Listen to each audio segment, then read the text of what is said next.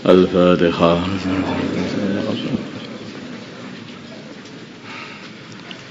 Bismillahirrahmanirrahim.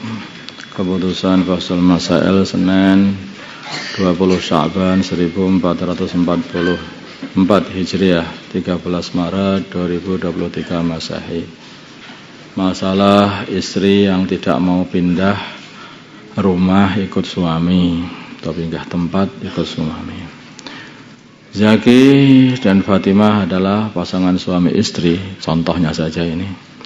Dan keduanya berasal dari daerah yang berbeda. Sang suami berasal dari Kalimantan dan si istri dari Aceh, Pulau Sumatera, pamannya seperti itu. Setelah 2 tahun menikah, Zaki mengajak istrinya untuk pindah dari Aceh ke kediamannya, yaitu ke Kalimantan. Tetapi si istri tidak mau, tidak berkenan, dikarenakan dilarang oleh orang tuanya, katanya.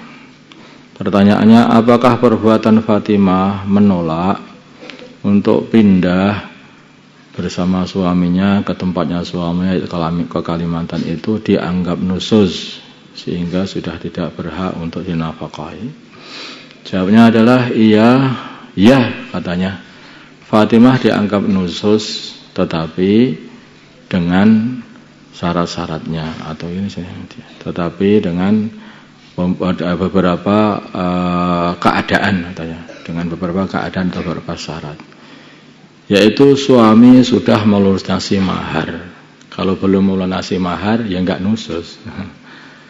Terus perjalanan ke tujuan adalah aman. Perjalanan ke tujuan adalah aman. Yang kedua, rumah dan kampung yang dituju aman juga dan layak bagi si istri. Contohnya bukan tempat yang terkena wabah penyakit. Terus juga rumah yang dituju, yang di Kalimantan itu, yang dalam deskripsi di atas, sudah dilengkapi dengan fasilitas ini, dengan syarat sudah dilengkapi dengan fasilitas yang memadai, yang layak bagi istri. Nah, di sana ternyata itu tidak ada rumahnya, hanya gubuk begitu saja. Tuh, kamu lihat ini apa ini? Ya bangun sendiri, mujahadah lah. ini ya keliwang ya. Lingkungan yang dituju bukanlah tempat yang dapat menyebabkan rusaknya agama si istri. Omnya di situ itu lingkungannya orang-orang nakal, LGBT atau apa itu. Nah, ini harus diperhatikan juga, atau mungkin tidak ada suasana agama rusak. Hanya orang-orang, bisa jadi tidak ada suasana agamanya, orang-orang kafir saja, kanan kiri depan belakang, ya ini ya bisa jadi alasan untuk membolehkan tidak ikut suami. Jadi kalau itu sudah dilengkapi semuanya, itu baru bisa boleh dikatakan nusyuz tadi, yang syarat-syarat tadi. Tapi kalau itu belum dilengkapi, ya tidak nusyuz itu, boleh saja istri menolak. Wallahu a'lam. Masalah bisnis odong-odong ini sudah, tapi kelihatannya ada pertanyaan kembali ya. Iya. Ini sudah sebetulnya, dulu sudah pernah. Pak Reza memiliki usaha odong-odong. Odong-odong ini ya kereta itu loh, yang angkut kereta dakwah itu loh. Itu kan udah lah, kereta dakwah malah bagus, odong-odong. Yang dia beli dengan harga 10 juta.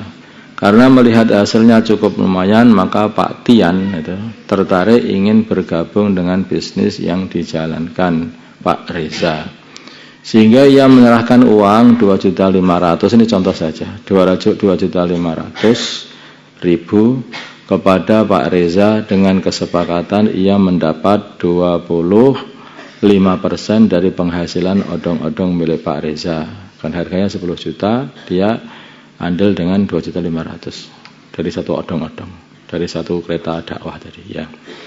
Pertanyaan, Apakah sistem bisnis dengan cara demikian diperbolehkan? Nah,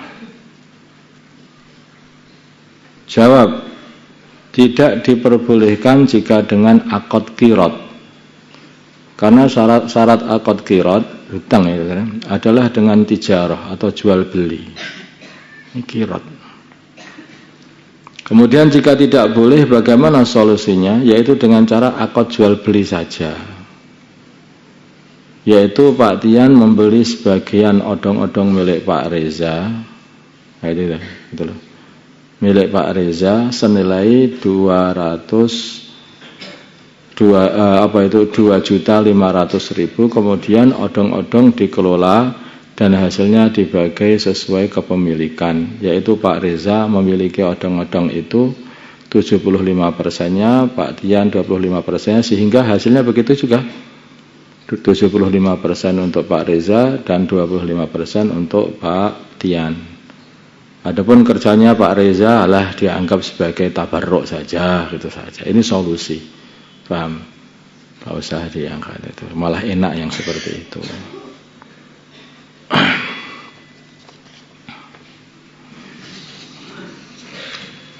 Karena itu kan hanya ngasih begitu saja, nggak jelas itu bagaimana itu untuk dibelikan odong-odong. Yang penting pokoknya nanam modal gitu aja ya maksudnya itu. Awalnya itu nanam modal 22.500.000, padahal itu ini kurang jelas. Nanti yang paling jelas ya memang itu untuk beli kereta itu usia 20%, yang Pak Rezanya itu 75%, hasilnya juga seperti itu, 75% untuk Pak Reza keuntungannya dan 25% untuk Pak Tian. Sedangkan Pak Rezanya yang sudah ahli menjalankan itu sudah tabarruk saja. Itu paling enak, itu nggak usah diakad-akad malah tapi berantem nanti. Itu aja. Ini yang paling enak begitu, dan itu bisa berjalan seperti biasa. Tabarruk itu artinya wes free, saya nggak usah dibayar, urusan kerja saya nggak usah dibayar, tapi urusan penghasilan dibagi, gitu loh maksudnya. Kalau saya itu Pak Reza, urusan kerja saya itu menjalankan dan ngurusi kereta itu jalan pulang itu nggak usah dibayar, tapi urusan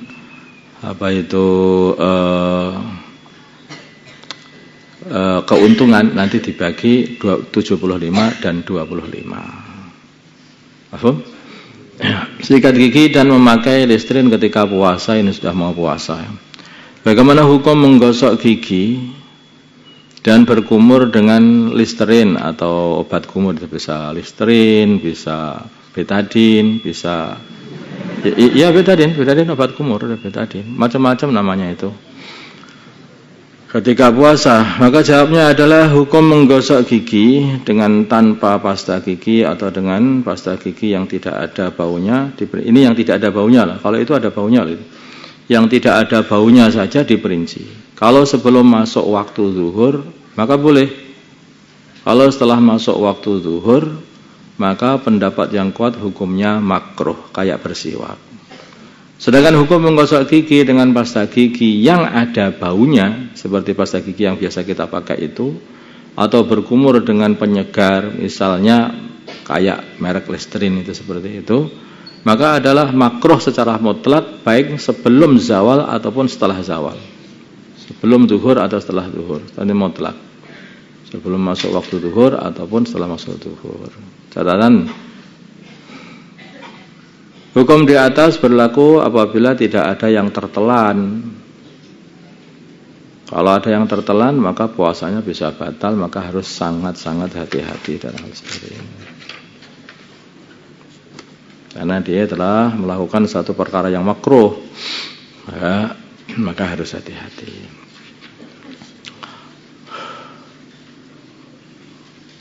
Sholat fardu di atas kursi. Nah, ini sangat banyak terjadi ini.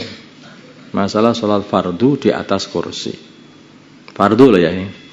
Pertanyaan, bagaimana hukum seorang yang sholat fardu? Sholat fardu itu sholat 5 waktu itu loh. Di atas kursi yang mana rukuk dan sujudnya dia lakukan di atas kursi hanya dengan menundukkan badan. Isyarah dengan menundukkan badan saja. Jadi nggak gini sedikit-sedikit. Padahal dia mampu untuk berdiri duduk dan sujud di lantai sebetulnya.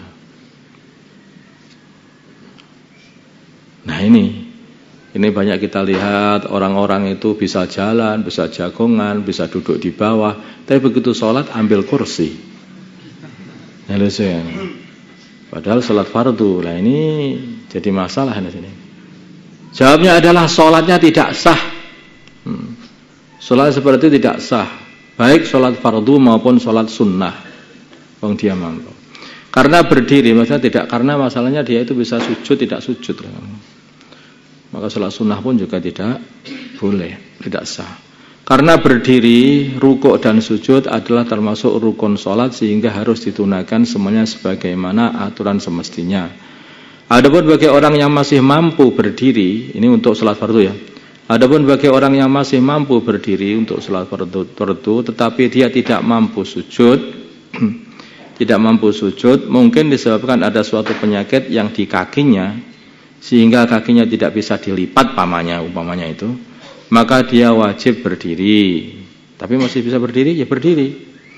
Nah, jadi berdiri, kemudian dia nanti kalau nggak bisa duduk di bawah itu, baru duduk di kursi, dia isyarah untuk rukuk dan sujud.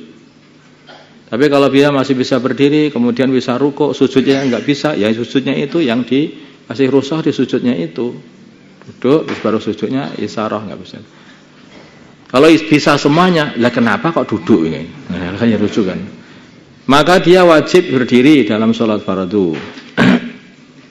Rukuk dan itidal dengan sempurna. Lalu sujudnya cukup dengan isyarah. Kalau nggak bisa sujud saja, isyarah membungkukkan badan saja. Yakni seperti rukuk, agak ditambah sedikit gitu saja. Kalau rukuk segini, mamanya itu, maka sujud diusahakan sampai lebih lagi melebihi isyarah rukuknya, biar berbeda. Dan bagi yang tidak mampu berdiri, maka dia boleh sholat dengan duduk. Lalu rukuknya membungkukkan badan dan sujud seperti biasanya. Jadi kalau orang nggak bisa berdiri, tapi dia itu bisa sujud, tidak bisa berdiri, tapi dia bisa sujud, maka duduk di bawah di tanah, bukan di kursi. Duduk di bawah tanah, kemudian isyarah dengan rukuk, usahakan kalau wajah itu sampai di depannya lututnya, sampai wajah di depan lutut, kemudian baru sujud. Lah berdirinya yang nggak bisa itu diganti dengan duduk, rukuknya yang nggak bisa sempurna diganti dengan menunduk, tapi wajahnya usahakan sampai di depannya lutut. Itu seperti itu kalau dia nggak bisa berdiri. Jadi kalau dia bisa berdiri, wajib berdiri. Makanya kalau ini harus betul-betul dicermati ini. Ini yang mungkin pengen sholat dengan kemurahan seperti ini harus mudzakarah dulu sebaiknya. Biar diajari yang benar, biar sholatnya sah. Karena urusan sholat itu nggak ada kemurahan. Meninggalkan sholat nggak ada kemurahan dalam Islam. Betul. Makanya dalam perang pun itu orang Islam itu tetap sholat. Nggak ada. Lah aku ini sudah mau mati, masih ngomong aja tentang sholat gitu loh. Orang masih mau mati, kalau sudah mau sholat, walau masih bisa sholat, ya sholat nggak tahu isyarah atau apa, nggak tahu. Misalnya isyarah terus sholat saja. Nah, nggak ada sholat itu kok terus. Nah, aku pilek kok sekarang itu nggak sholat sekarang, nggak ada yang seperti itu. Kecuali haid. Ya, siapa yang pengen haid silahkan aja. Kalau laki-laki nggak sholat namanya haid aja. Itu udah maniknya ya, seperti itu. Paham ya, insyaallah. Ini yang sakit-sakit atau apa itu perlu mudzakarah, atau mungkin perlu mudzakarah sama ustadz masalah ini biar diajari, biar ditafakud juga. Yang tidak mampu kamu apanya? Apa berdirinya kah, apa rukuknya kah, apa sujudnya kah, nanti bagaimana cara mengerjakan sholat itu hendaknya minta mudzakarah sama ustadz-ustadz, anak-anak dari ustadz-ustadz dari Darul Ifta atau mungkin ustadz-ustadz dari kelas Minhaj, itu insyaallah juga sudah bisa memberi mudzakarah seperti ini. Insyaallah ya. Jangan ngawur, ini masalah penting, ini masalah sholat ini. اللهم صل على سيدنا محمد وعلى سيدنا محمد وصليت على سيدنا إبراهيم وعلى آل سيدنا إبراهيم وبارك على سيدنا محمد وعلى سيدنا محمد وبارك على سيدنا إبراهيم. اللهم ارحم أمة سيدنا محمد، اللهم اغفر أمة سيدنا محمد، اللهم أصلح أمة سيدنا محمد، اللهم آلف بين قلوب أمة سيدنا محمد، اللهم انصر أمة سيدنا محمد، اللهم أعز سلطان النصيرة. صلى الله على سيدنا محمد النبي الأمي وعلى آله وصحبه وسلم والحمد لله رب العالمين.